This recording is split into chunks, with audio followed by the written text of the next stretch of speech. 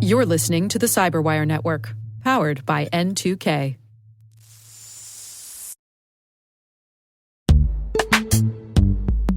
This episode is brought to you by Palo Alto Networks, the leader in cybersecurity. As AI-driven attacks increase, organizations can't afford to have network security that's stuck in the past.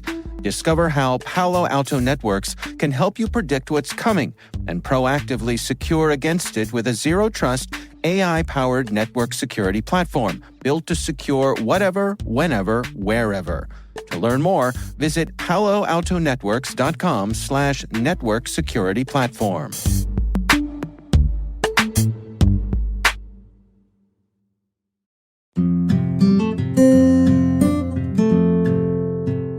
Hi, my name is Ell Marquez, and I am the Linux and security advocate at Intezer.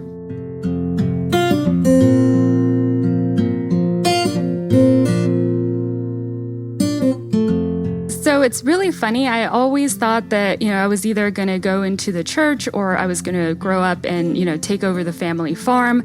I really felt like I had a very narrow path growing up. My parents had a little ranch in a small town in Texas, and they had actually migrated there from their family farm in Mexico. So I grew up, running the fields. I had the dream of every little kid out there. I had a pony. And really, all we did was live together as a family.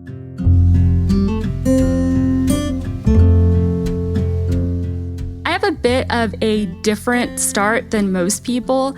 I really just needed a life change due to a bunch of circumstances that had occurred that had left me almost homeless. And I found out about a program that was teaching Linux. It was a 6-week Linux boot camp. I didn't even own a computer at the time, so I was having to, boot off of a USB at the library. This day and age, I'm really lucky they let me do that. I just fell in love with how much you could customize Linux and all the different things that you could do. That website that I'd, dreamed about, I could host it on that one machine. Like I said, it was really just the rabbit hole that I wanted to follow.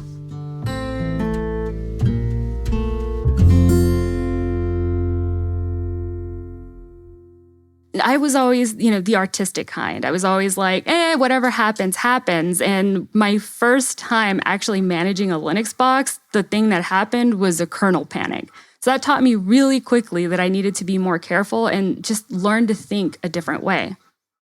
I kept breaking things and I wanted to know why I did it. I just had this curiosity that it wasn't going to beat me. I was going to be able to conquer it. I wanted to be as good as everybody else.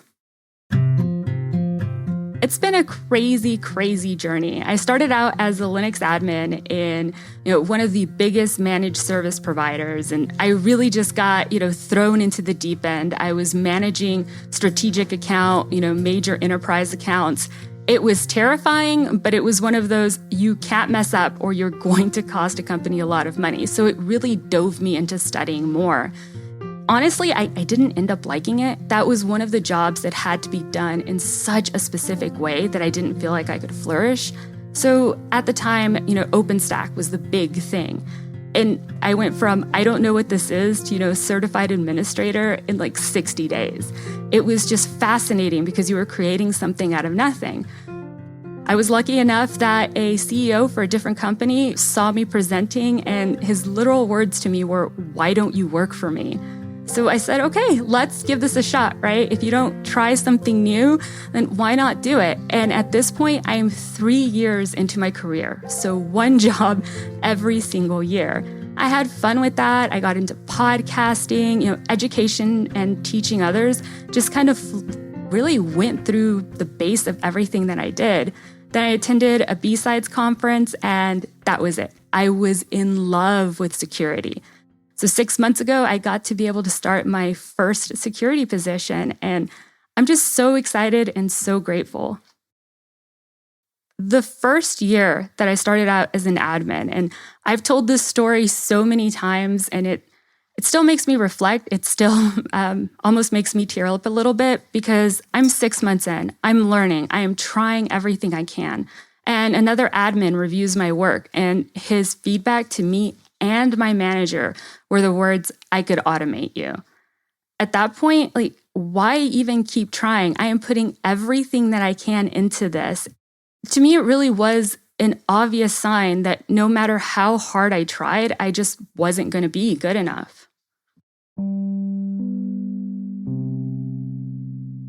At the time, I was working very closely with another one of my teammates, and he literally just said, okay, that's one person's opinion, and you have the choice of whether you're going to let them control your career or you're going to do this because you enjoy it and because you want to be better and you want to grow for yourself.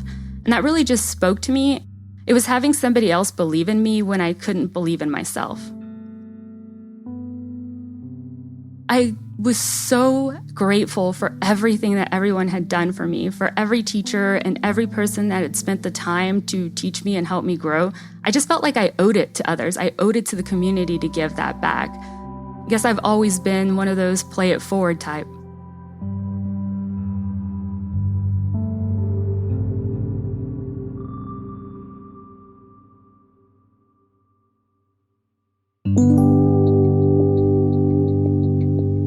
Recently, I started this whole concept, and I guess I want to call it a campaign called It's Okay to Be New.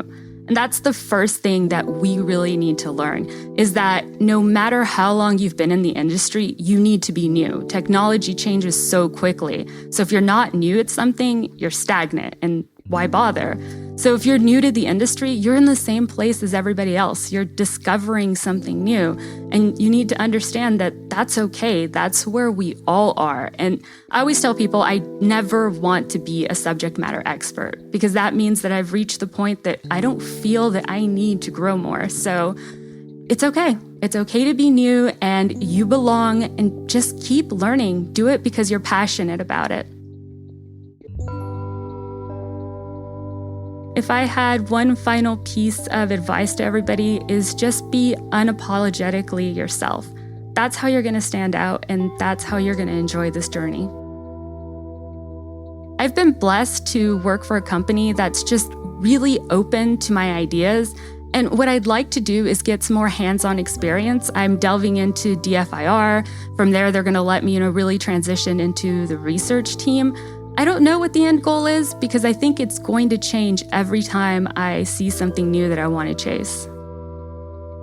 One of the biggest issues that I have when we talk about diversity, specifically for myself, I keep hearing that I am from a lower socioeconomic status, that's a hindrance to who I am and how I'm going to progress. The fact that we didn't grow up middle class or higher is going to impact my journey, and I don't think so. I think it's an advantage. I grew up playing with sticks and pretending that they were dolls and always just having imagination. And we taught a grain of salt to think. That's how we got into the industry that we got computers. That's exactly what I grew up with. And we need to stop looking at diversity like it's something that hinders people. We need to stop coddling the concept. We just need to give people a chance to grow. Don't talk to me about being a woman or being Hispanic. Sit down and teach me something. That's how we're going to change this industry.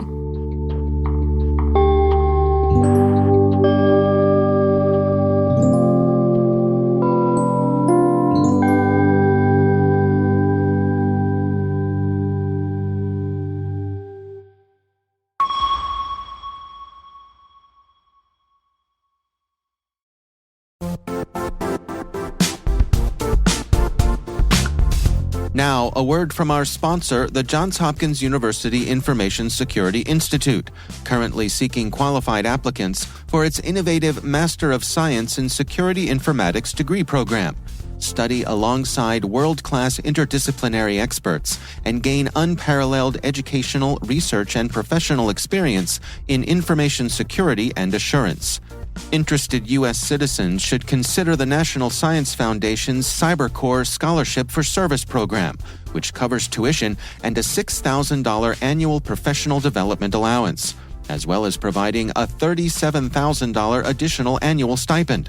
Apply for the scholarship and the fall semester by March 1st. Learn more at cs.jhu.edu/MSSI.